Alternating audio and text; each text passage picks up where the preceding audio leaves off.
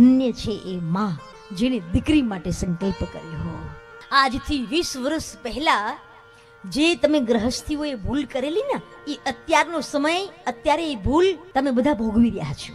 આજથી 20-25 વર્ષ પહેલા આપણે ત્યાં દીકરીઓને જન્મવા નહોતા દેતા. માના ગર્ભની અંદર જ એને એ ભ્રૂણને મારી નાખવામાં આવતું હતું, એની હત્યા કરી દેવામાં આવતી હતી.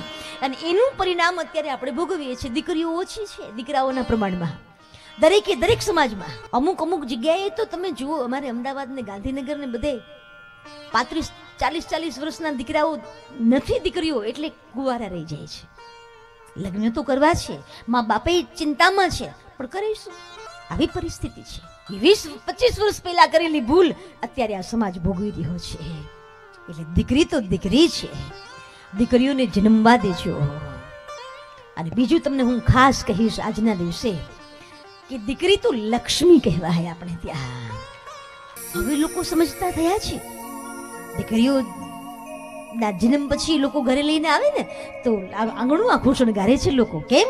લક્ષ્મી આવે છે.